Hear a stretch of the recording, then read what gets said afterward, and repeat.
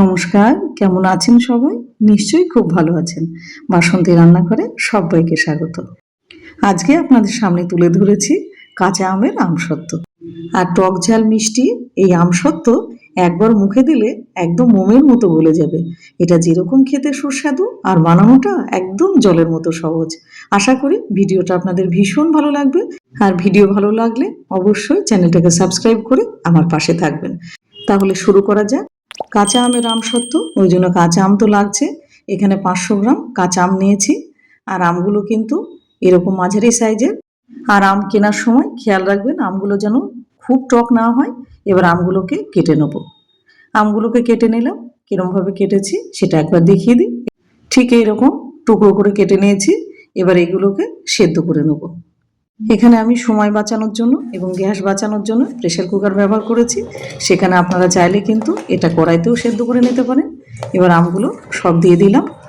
আমগুলো ঢেলে দেওয়ার পরে দিয়ে দেবো হাফ গ্লাস মতো জল। এবার জল দেওয়া হয়ে গেলে দিয়ে দেবো সামান্য একটুখানি লবণ,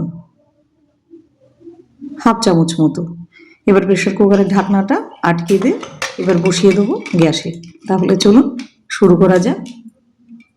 প্রথমে গ্যাসটা জ্বালিয়ে এবার বসিয়ে দিলাম প্রেসার কুকারটা। মোটামুটি 2 থেকে 3টে সিটি বললেই কিন্তু এটা বন্ধ করে দিতে হবে। এবার ভেপারটা পুরো বেরিয়ে গেছে আর ঠান্ডাও হয়ে গেছে। এবার এটা খুলে দেখে নেব। এবার একটা হাতা দিয়ে ভালো করে একটুখানি ঘেটে নেব, যাতে ছাঁকনিতে দেওয়ার পরে আমটায় সময় কম লাগে। এবার ভালো করে এটাকে ঘেটে নিলাম।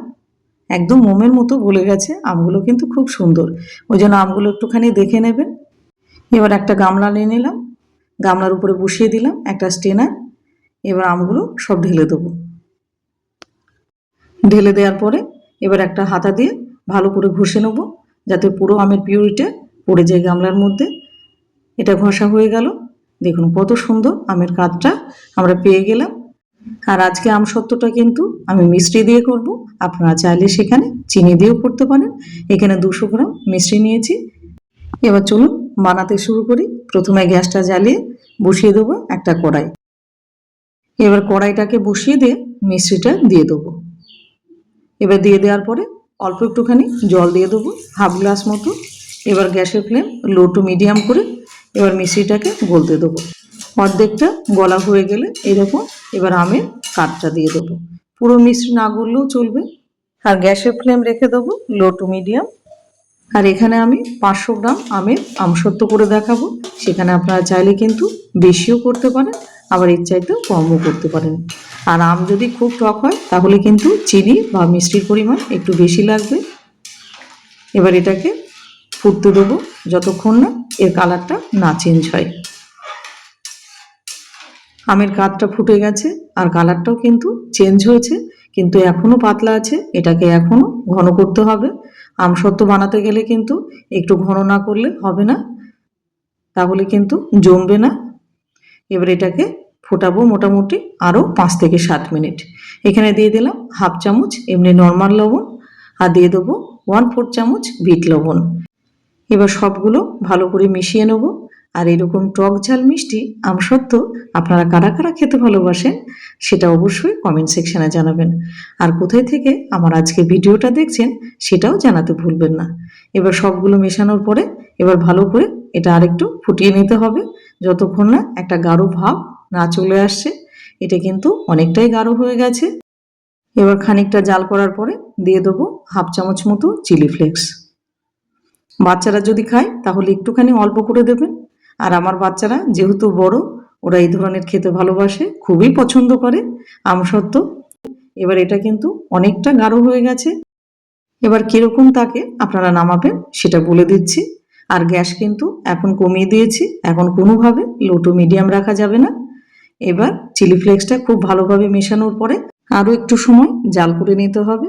আর যেহেতু আমরা নিজেরাই খাবো এবং বাচ্চারা খাবে, সেহেতু আমি আর্টিফিশিয়াল কালার ব্যবহার করিনি। আপনারা সেখানে চাইলে 2 ফুট গ্রিন ফুড কালার কিংবা রেড ফুড কালার দিতে পারেন। যদি সবুজ কালার করতে চান তাহলে সবুজ দেবেন, আর যদি লাল কালার করতে চান তাহলে 2 ফুট রেড ফুড কালার দিয়ে দেবেন। আমি এখানে একটুখানি সামান্য একটুখানি কাশ্মীরি লাল মির্চ দিলাম, যাতে একটু রঙটা লাল হওয়ার জন্য। আমার এটাই ভালো লাগে, কোনো আর্টিফিশিয়াল কালার আমি চেষ্টা করি খাবারে কম মেশাতে। এবার এটা ভালো করে মিশিয়ে নিলাম। মেশানোর পরে কত সুন্দর একটা কালার হয়ে গেল।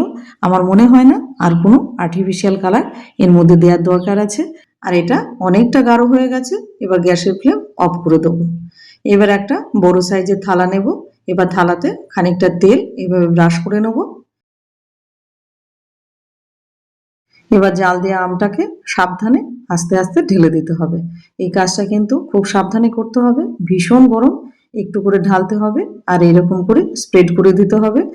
এবার যতবার ঢালবো ততবারই কিন্তু থালাটা এইভাবে একটুখানি ঘুরিয়ে ঘুরিয়ে নিতে হবে। পুরো আমটাই ঢালা হয়ে গেছে। এবার থালাটা ঘুরিয়ে সব দিকে ঠিকভাবে ছড়িয়ে নেব। এবার এটাকে রোদে দিয়ে দেবো মোটামুটি 1 থেকে 2 দিনের জন্য।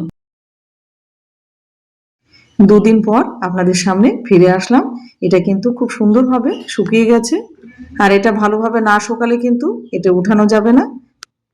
এবার একটা ছুরির সাহায্যে এরকম লম্বা করে কেটে নেব, যাতে আমসত্ত্বটা তুলতে সুবিধা হয়।